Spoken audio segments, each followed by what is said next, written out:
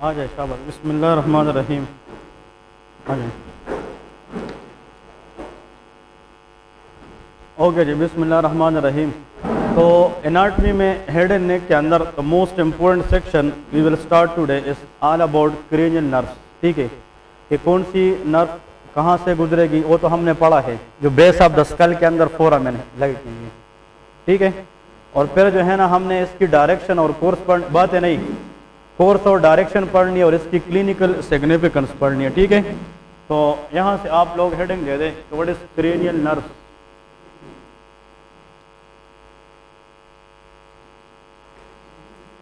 ठीक है, cranial nerves are 12 in pairs, मतलब ये कि 12 पेयर्स में होती है and they are totally 24 in numbers. ठीक है, तो these nerves are totally 12 pairs and 24 in number. Some of them will be sensory, some of them motor and some are mixed nerve. ठीक है, तो आप लोग यहाँ पे इसके नाम हमने लास्ट टाइम पढ़े थे। The first one was olfactory nerve, सारे याद किए है कि नहीं? Number second is optic nerve. ठीक है, third one is very good oculomotor nerve,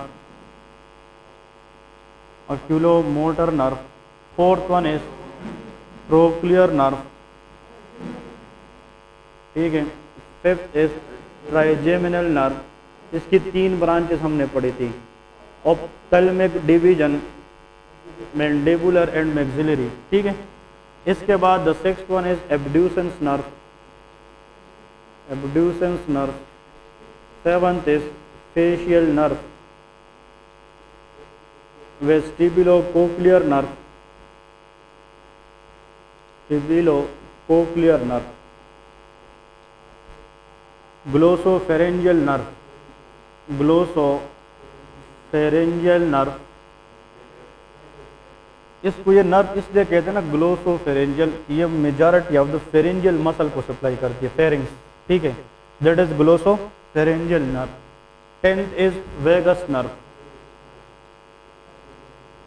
vagus nerve, accessory nerve, accessory nerve, and last but the not the least hypoglossal nerve. These was the names of 12 cranial nerve। पहले तो जब हम nerve start करते हैं हर एक को इसके नाम पता होना चाहिए कि 12 cranial nerve कहाँ से कहाँ तक है। These are sequence wise name, ये सीक्वेंस वाइज है बिल्कुल, इसको रेंडमली नहीं पढ़ना है। जब भी एग्जाम में आप MCQs करेंगे या कोई आप लोगों से वाइवा पूछेगा तो इस तरह इसको सीक्वेंस में ऑर्डर में आप लोगों ने पढ़ना है। ठीक है, इनमें से कुछ है जो सिर्फ सेंसरी है, कुछ मोटर है और कुछ मिक्स्ड होती है। तो जो ऑल्फैक्टरी नर्व है that is pure sensory nerve, ये क्या है? सेंसरी नर्व है। तो इसके सामने आप लोग लेके कि this nerve is a pure sensory nerve, ये जनाब सेंसरी नर्व है। ये भी पता होना चाहिए कि कौन सी नर्व के अंदर कौन सी फाइबर मौजूद है। तो जो ऑल्फैक्टरी है उसमें सिर्फ सेंसेशन की फाइबर है, ये सेंसरी नर्व है। इसके बाद optic nerve, it is again sensory nerve, ये भी क्या है? सेंसरी नर्व है। तो this is again one of the sensory nerve. अब आते हैं next oculomotor. Oculomotor is a pure motor nerve, ये जनाब मोटर नर्व है। ठीक है, मोटर नर्व। इसके बाद trochlear is a pure motor nerve, ये भी मोटर नर्व है। इसके बाद trigeminal is a mixed nerve, ये क्या है? मिक्स्ड नर्व है। मिक्स्ड नर्व का मतलब ये है कि इसमें कुछ फाइबर सेंसेशन कैरी करेंगे और कुछ फाइबर मोटर इफेक्ट कैरी करेंगे। तो those nerve having both sensory and motor fibre they are called a mixed nerve, उसको हम मिक्स्ड नर्व कहेंगे। Abducer nerve is a pure motor nerve, very good, these are pure motor nerve. ठीक है, इसके बाद जो फेशियल है that is again one of the mixed nerve, ये क्या है? मिक्स्ड नर्व है, mixed nerve. Okay, next is vestibulocochlear is a pure sensory nerve, good, that is sensory nerve. ठीक है, glossopharyngeal it is a mixed nerve, ठीक है, excellent, that is called glossopharyngeal is a mixed nerve, vagus is a mixed nerve, इसमें sensory fibre भी है और motor fibre भी है। जो एसिसरी नर्व है, accessory nerve is again motor nerve, ये क्या है, मोटर नर्व है। और hypoglossal again motor nerve, very good, that is motor nerve, और ये भी क्या है, मोटर है,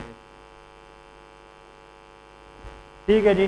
तो पहले तो देखिए आप लोगों को इससे पहले क्लास में सिर्फ नाम्स का पता चल गया, इस क्लास में ये भी पता होना चाहिए कि किस नर्व के अंदर सेंसरी फाइबर है, किस में मोटर है और किस नर्व में दोनों फाइबर है, ठीक है।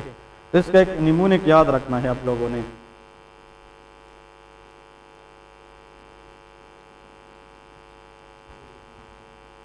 हाँ बताए, anyone? Some says marry money, इस तरह है ना, marry money but brother says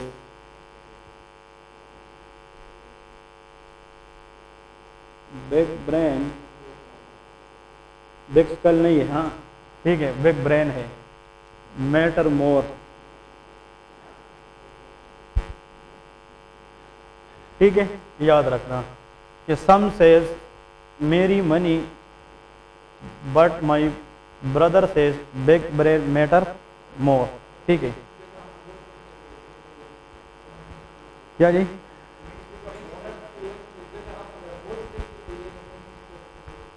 ठीक है, आप लोग बोथ भी लिख सकते हैं, नो प्रॉब्लम, ठीक है। बस ये कि आप लोग को निमूनिक आना चाहिए। बोथ का मतलब ये है कि सेंसरी एंड मोटर। तो देखिए इसका एक एक word, some this is for first nerve stand for it is a sensory, फिर दूसरा भी क्या है, वो भी सेंसरी है, तीसरा क्या है, मोटर है, चौथा भी मोटर है। अब पांचवा जो है वो क्या है, जो पांचवा नर्व है trigeminal nerve, it is a mix nerve.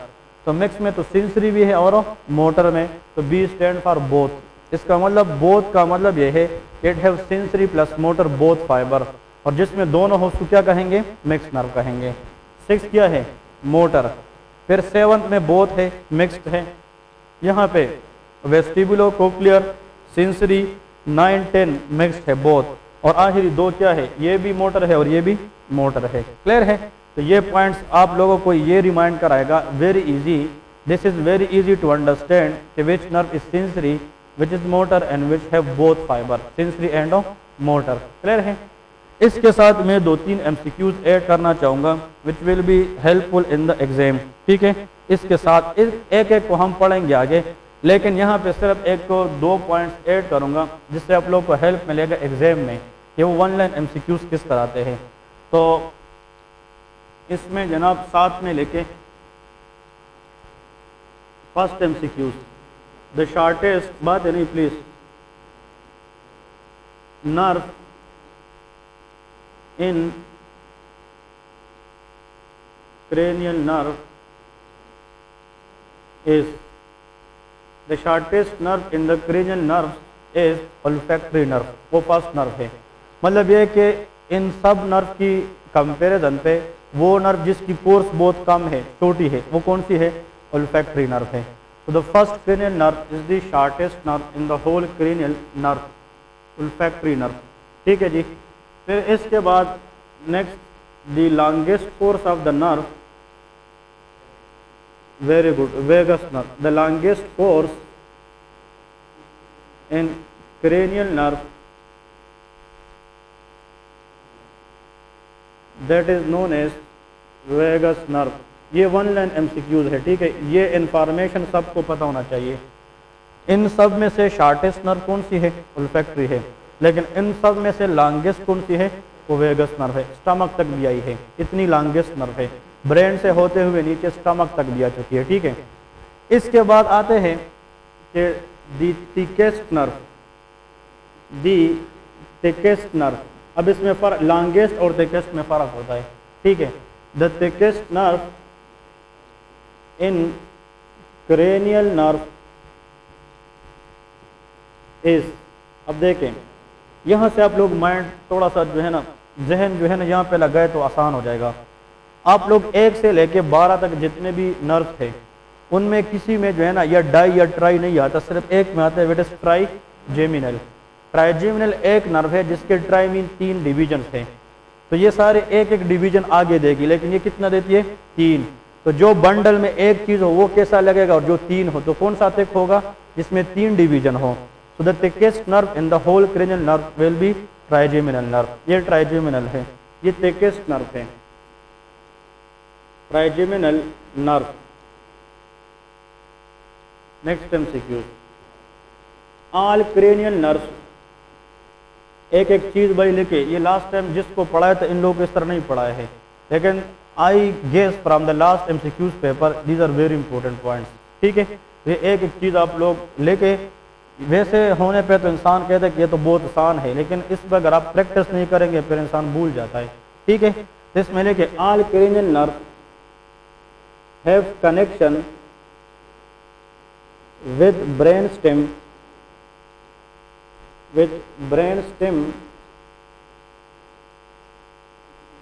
except, कहते हैं कि जितने भी क्रेनियल नर्व है वो ब्रेन स्टेम के साथ कनेक्शन रखते हैं, except which nerve. Answer is olfactory plus optic. ये दोनों जो अल्फैक्टरी और ऑप्टिक है, फर्स्ट और सेकंड, इसका ब्रेन स्टेम के साथ कोई कनेक्शन नहीं है। इसके बाद जो रिमेनिंग जितने भी नर्व है they are attach to the brain stem in the brain. ये एमसीक्यूज याद रखें। यहाँ पे आप लोग को मैं सिर्फ ये लिख सकता हूँ cranial nerve number 1 and cranial nerve number 2, and you people know this is olfactory and this is optic nerve. Clear है, ये 2 नर्व है जिसका किसके साथ कोई कनेक्शन नहीं है, ब्रेन स्टेम के साथ कनेक्शन नहीं है। अब यहाँ पे पॉइंट ये है, इधर देखे, for example if this is a 4 brain, इधर देखे अगर ये 4 ब्रेन है, दिस इज अ 4 ब्रेन, नीचे जनाब आप लोग आकर दिस इज मिड ब्रेन, ये क्या है मिड ब्रेन। तो अगर ये 4 ब्रेन है और ये मिड ब्रेन है, तो इस 4 ब्रेन और मिड ब्रेन के बाद जो पार्ट स्टार्ट होगा that will B hind brain. उसको क्या कहेंगे, हाइंड ब्रेन। लेकिन हाइंड ब्रेन के कितने पार्ट है, 3, पोन्स, मेडुला एंड सेरेबेलम। ठीक है, तो जो मिड ब्रेन के साथ हाइंड ब्रेन का पहला पार्ट स्टार्ट होता है दैट इज पोन्स। इसको क्या कहते हैं, पोन्स कहते हैं। बात समझ आ गई कि नहीं। इस पोन्स के साथ जो नीचे जुड़ा हुआ पार्ट है that is called medulla oblongata, और इस मेडुला पे जाकर यहाँ पे ब्रेन मैटर खत्म हो जाता है। ठीक है, तो यहाँ पे अगर आप लोग देखें ये जनाब पोन्स है, ये क्या है, ये मेडुला ओब्लांगेटा है। इसका medulla oblongata is a part of hind brain, pon is a part of hind brain. ठीक है, cerebellum is a part of hind brain. तो अभी हमने हाइंड ब्रेन के 2 पार्ट तो ड्रा किए, लेकिन तीसरा नहीं है, वो इन दोनों के बैक साइड पे मौजूद होता है, जो हम यहाँ पे ड्रा नहीं कर सकते। इधर देखें, अगर इस डायग्राम को हम पीछे से देखें, यहाँ पे इस तरह जो दोनों साइड पे हमें एक स्ट्रक्चर मिलता है that is called, that is known as cerebellum. इसको हम सेरेबेलम कहते हैं। This will be known as cerebellum. ठीक है, ये सेरेबेलम है, सेरेब्रम अलग चीज है, ये सेरेबेलम है। तो सेरेबेलम, पोन्स और medulla oblongata together is known as hind brain. इसको हाइंड ब्रेन कहते हैं। क्लियर है, which structure in the brain not lies from the front that will be known as cerebellum. ये ब्रेन की back side पे होता है। देखिए इस मार्क में इस तरह एग्जांपल देता हूँ, हर एक इस मार्कर को देखे, अगर इसका जो बिल्कुल ये ऊपर वाला हिस्सा है जो सर है ये इसका मिड ब्रेन है, फिर ये नीचे बॉडी क्या है, ये पोन्स है, और इसका ये वाला नीचे क्या है, मेडुला ओब्लांगेटा। ये कितनी चीजें हो गई, 3। इसके पीछे इस तरह एक बंदा है, इस तरह फॉर एग्जांपल इस तरफ, ये क्या है, सेरेबेलम। सेरेबेलम ऊपर जनाब किसके साथ अटैच है, मिड ब्रेन। मिडल में किसके साथ अटैच है, पोन्स। और इसका मतलब कि cerebellum has a connection with mid brain from the back side और front side, back side. Cerebellum has a connection with the pone from back side as well as cerebellum has a connection with medulla from the back side। तो cerebellum brain का वो part है जिसने इन तीनों को back side से कुछ connection दी है, और ये एक एमसीक्यूज है जो हर साल रिपीट होता है, FCPS एग्जाम तक भी रिपीट होता है। वो ये है कि द फाइबर, ये इसके साथ लेके द फाइबर, जिसका एग्जाम है for those very important, the fibres through which cerebellum connected to the brain stem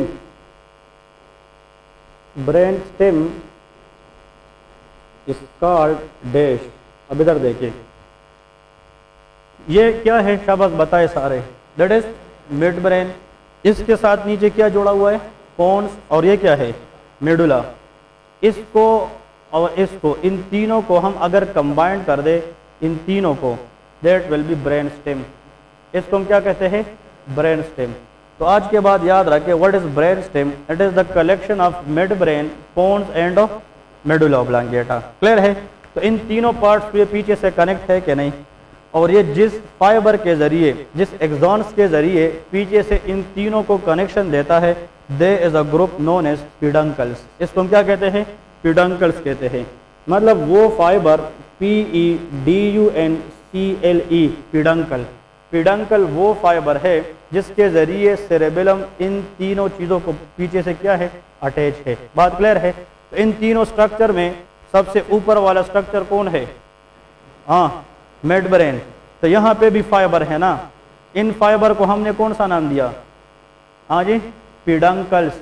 इसका भी क्या नाम है, any fibre which attach cerebellum to the brain stem, that is called peduncle. अब एमसीक्यूज ये आएगा कि भाई ब्रेन स्टेम में कितनी चीजें हैं, तीन, मिड ब्रेन, पोन्स और मेडुला।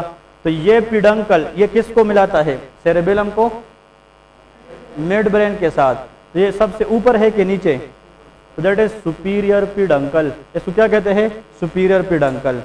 ये सबसे क्या है, मेडुला, नीचे, that is called inferior peduncle. और इसके दरमियान पोन है, दैट इज मिडल पिडंकल।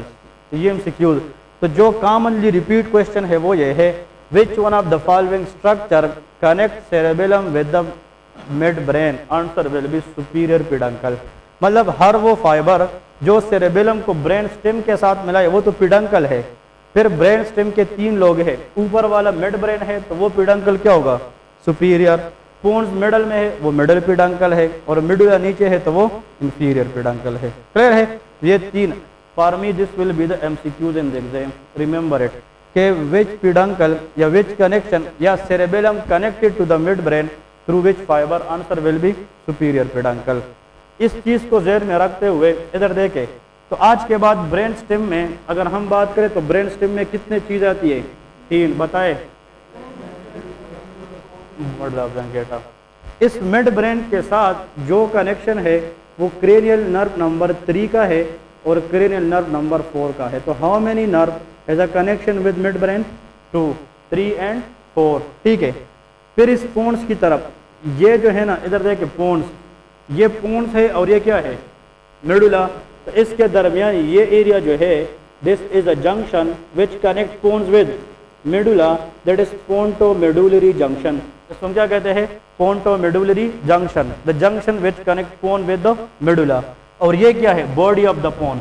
इस बॉडी से डायरेक्टली जो नर्व आती है, that is thickest in all, that is trigeminal nerve, 5th nerve उसको कहते हैं। और इस पोन्टोमेडुलरी जंक्शन से 6th नर्व आती है, 6, इससे 7 आएगी और इससे 8 आएगी। इसका मतलब ये है कि 5, 6, 7, 8 इन नर्व का ज्यादा कनेक्शन किसके साथ है, पोन्स के साथ है। ये मैं आगे डिटेल में डिस्कस करूंगा, लेकिन ये ज़हन में रखे कि रिमेनिंग 9, 10, 11 और 12 ये किसके साथ कनेक्शन रखते, मेडुला ऑब्लांगेटा। तो देखे यहाँ से 3rd और 4th ये मिड ब्रेन में थे, फिर 5 से लेके 8 तक ये पोन्स के साथ है, और फिर 9 से लेके 12 तक किसके साथ है, मेडुला ऑब्लांगेटा। तो कौन से रह गए, फर्स्ट और second, they have no connection with brain stem. ये एमसीक्यूज ये है कि ऐसा क्रेनियल नर्व के नाम बताए जो ब्रेन स्टेम के साथ उसका कोई लेन देन नहीं है, वो फर्स्ट नर्व है और सेकंड नर्व है। बात क्लियर है। These are the question to be remembers. एक और एमसीक्यूज यहाँ से मैं ऐड करूंगा, which is asked in the exam frequently. वो एमसीक्यूज ये है, बहुत आसान है लेकिन बहुत ट्रिकी क्वेश्चन है और बहुत पॉपुलर क्वेश्चन है। Name the nerve, name the only nerve, only मैं कहूँगा, name the only nerve which is arises from the posterior aspect of brain stem. अब इधर देखिए, अगर क्वेश्चन यह आ जाए कि ऐसा नर्व बताए जो ब्रेन स्टेम की किस साइड से निकलती है, पोस्टीरियर, और उस ऑप्शन में फर्स्ट और सेकंड नर्व भी हो, तो वो आंसर हो सकते हैं फर्स्ट और सेकंड का न फ्रंट से ताल्लुक है न बैक से ताल्लुक है, ये ब्रेन स्टेम के साथ है नहीं, तो ये तो साइड पे करें।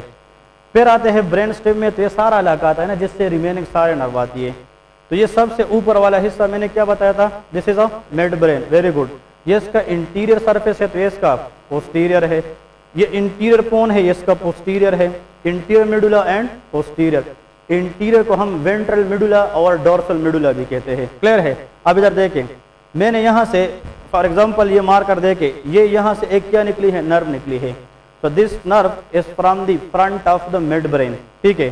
This from the front of pons, from the front of medulla। जितने भी ये सारे नर्व्स मैंने बताए हैं, they all arises from the front side except one nerve which is arises from the back side of the brain stem, especially which part of the brain stem, midbrain, and that उस midbrain के अंदर फिर जहन ये कहते हैं या third nerve हो गया फोर्थ, क्योंकि midbrain के साथ कितने नर्व हैं, दो। तो इन दोनों में से वो नर्व जो बैक साइड से निकलेगी that will be fourth nerve, it is trochlear nerve. Clear है। This is the MCQs question that is called trochlear nerve. Trochlear nerve is a cranial nerve number 4। All nerve are arises mainly from the front of the brain stem except which nerve, fourth nerve which is a trochlear nerve and that is arises from the back of the mid brain. ठीक है, ये mid brain की कहाँ से आती है, back से आ जाती है। तो भाई ये जो मैंने 4-5 एमसीक्यूज बताए हैं, एक एमसीक्यूज यहाँ से जरूर आएगी। ठीक है, तो इन चीज़ों को याद रखना है।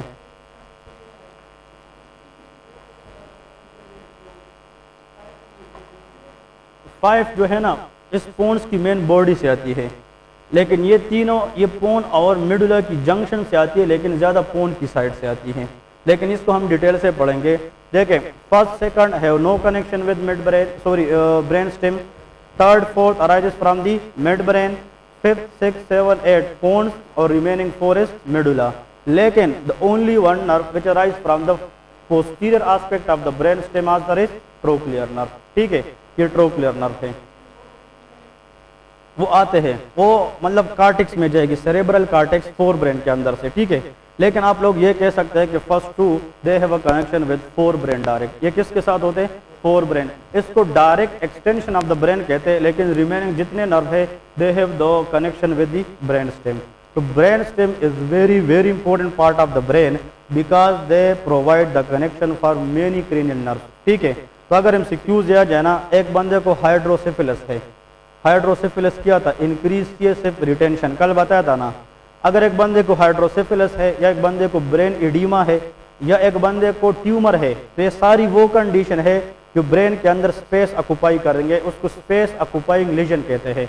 तो उन कंडीशन में आईसीपी क्या होगी, रेस। तो अगर फॉर एग्जांपल एक ट्यूमर इधर पड़ा है पोन्स के सामने, तो वो इस नर्व को डायरेक्ट कंप्रेस करेगी क्या, नहीं। तो there will be problem related trigeminal nerve. अगर वो यहाँ पे कंप्रेस करेगी फ्रंट पे, there will be problem related oculomotor nerve. अगर बैक पे करेगी तो ट्रोक्लियर नर्व। तो the symptoms of the patient having raise ICP depend upon the structure to be compress, कि कौन सी स्ट्रक्चर कंप्रेस है। और ये आप लोग तब बताएंगे if we the normal functions of this cranial nerve. अगर ये क्रेनियल नर्व हम नॉर्मल पढ़ेंगे, एबनॉर्मल इज वेरी इजी। ठीक है, और न्यूरो एनाटॉमी के अंदर अगर 10 एमसीक्यूज आएंगे, उनमें से 5 क्रेनियल नर्व से आती हैं। These are the very important part of head and neck anatomy. ठीक है, तो अभी आप लोग फर्स्ट नर्व की हेडिंग दे दे, अल्फैक्टरी नर्व से स्टार्ट करते हैं। ये हमने सिर्फ एक हेडलाइंस पढ़ ली कि भाई क्रेनियल नर्व क्या है, इसमें सेंसरी क्या है, मोटर कौन से है, बोथ कौन से है, और आते कहाँ से, इसकी सिर्फ मेन पॉइंट्स पढ़ ली। अब हम इनकी कोर्स पढ़ेंगे और इसकी जो एरियाज है जिसको ये सप्लाई करेगी वो पढ़ेंगे। तो फर्स्ट नर्व की आप लोग हेडिंग दे दे, अल्फैक्टरी नर्व। जी,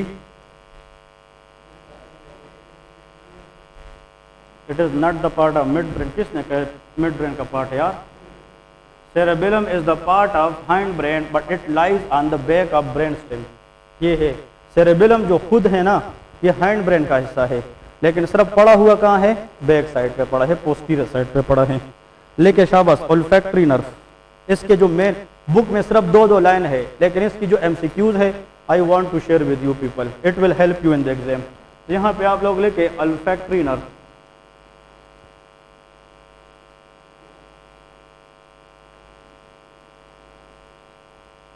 ओके जी, यहाँ पे क्रेनियल नर्व सामने लेके फास्ट, इस तरह हेडिंग्स में क्रेनियल नर्व कौन सी है, फास्ट है।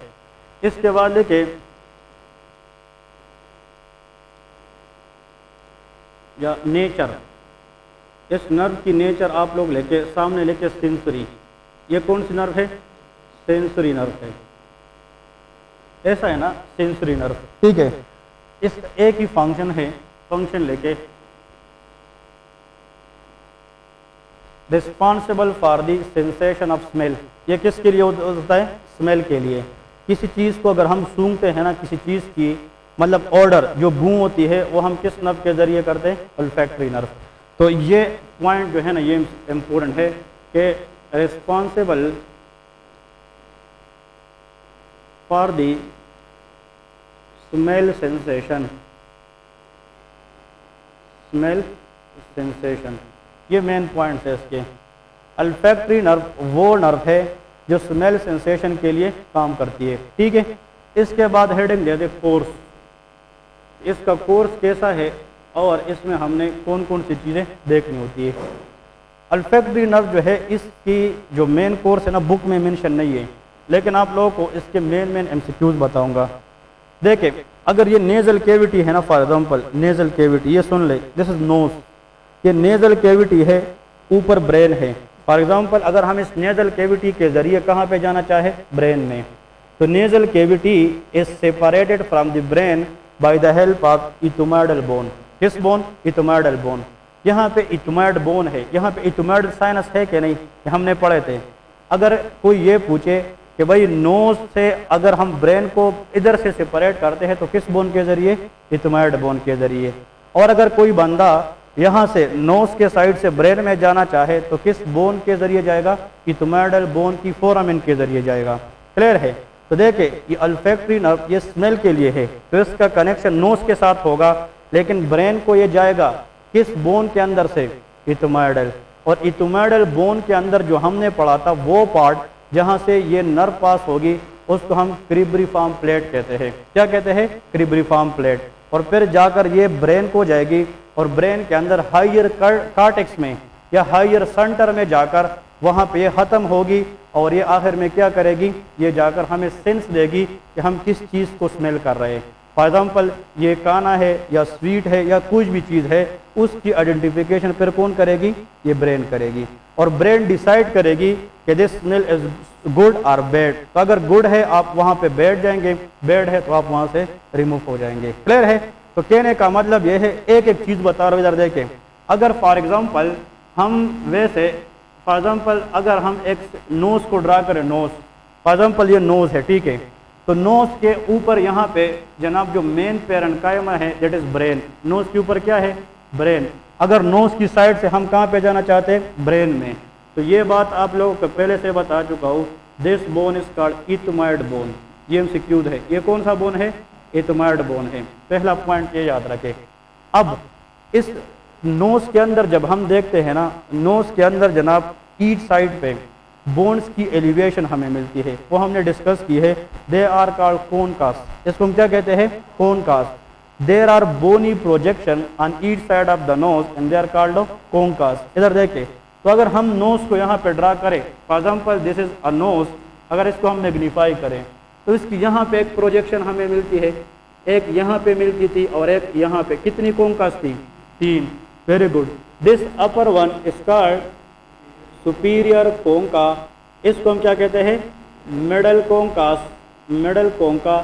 और इसको इंफीरियर कोंका। इस पे हमने क्लास ली है ना। लेकिन जो मेन पॉइंट है ना, इधर देखें, अगर ईएनटी सर्जन के पास आप जाए ना, वो नोज के अंदर जो है ना नेजोस्कोपी करे, तो वो आपको बताएंगे कि यार यहाँ पे जो बोन की इस तरह एक जड़ हमें नजर आती है, ये 3 होती है each side of the bone, और each elevation of the bone in the nose is called conchas, ठीक है। तो जो ऊपर है वो सुपीरियर है। कौन सा कोंका है जो ब्रेन की तरफ होगा, ये वाला या ऊपर वाला? सुपीरियर, क्योंकि जो सबसे पहले आएगा ना वो कौन सा कोंका होगा? इंफीरियर। फिर इसके दरमियान क्या होगा? मिडल, और सबसे ऊपर सुपीरियर कोंका।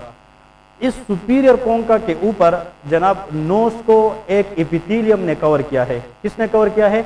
एपिथेलियम लाइनिंग, एक म्यूकोजल लाइनिंग ने कवर किया है। तो उसको आप लोगों ने समझना है कि जो सुपीरियर कोंका है ना, सुपीरियर कोंका, इसके ऊपर सुपीरियर पार्ट एबव, ये एमसीक्यूज है, नॉट बिलो, एबव सुपीरियर कोंका, यहाँ पे जनाब एक क्या पाया जाता है? म्यूकस लाइनिंग पाया जाता है, एपिथेलियल लाइनिंग पाई जाती है। तो हम ये कहेंगे कि there is epithelial lining in the nose above superior concha. और इस एपिथेलियल लाइनिंग के अंदर कुछ हमारे पास रिसेप्टर्स पड़े हैं। क्या पड़े हैं? Receptors. And these receptors are really helpful to take the sense of smell. ये क्या लेते हैं? स्मेल। ऑल्फैक्टरी का मतलब क्या है? स्मेल। तो इस रिसेप्टर का नाम है ऑल्फैक्टरी रिसेप्टर्स। इसको हम क्या कहेंगे? ऑल्फैक्टरी। ये एनाटॉमी जो पढ़ा रहा हूं, it is not present in snail, ठीक है। ये ग्रेज एनाटॉमी का कॉन्सेप्ट है, क्लियर है।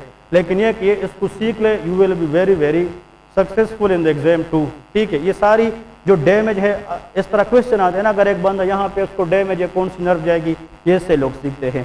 तो यहाँ पे एक एक चीज देखें, इसको आप लोग लेके नेजल एपिथेलियम जो नोज में है, या इस एपिथेलियम का नाम है, इस एपिथेलियम में क्या है अंदर?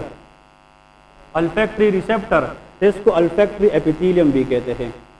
This is called olfactory epithelium. जितना आप लोगों का लिमिट है उतना तक जाऊंगा, ज़्यादा डिटेल में नहीं। There is epithelium above superior concha which is known as olfactory epithelium which contain receptors known as olfactory receptors। यहाँ तक क्लियर है? ओके, अब यहाँ पे आप लोग साइड बाय साइड थ्योरी भी लिखते जाए। above the nasal concha, above the superior nasal concha there is olfactory epithelium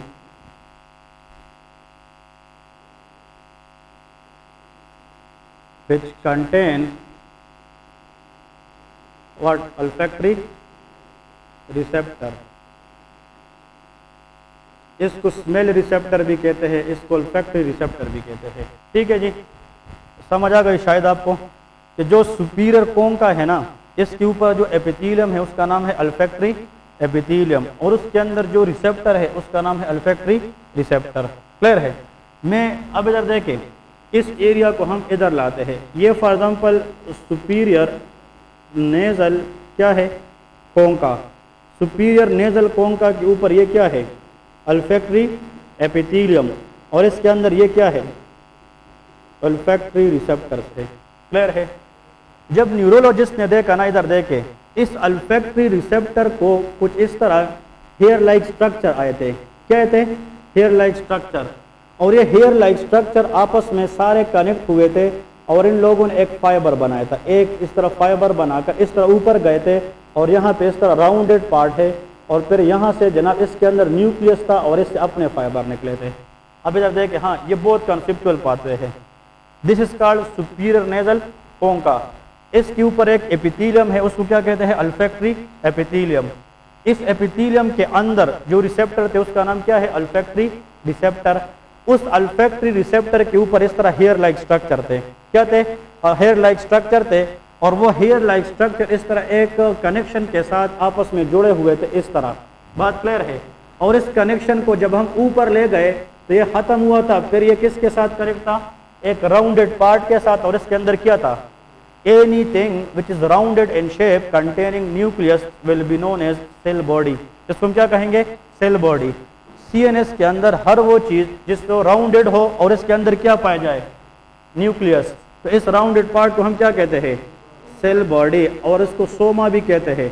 और फिर इस सोमा के बाद ऊपर एक इस तरह कनेक्शन जा रही थी, ये ब्रेन की तरफ हम जा रहे हैं। इसका मतलब कि जो नोज है ना, इस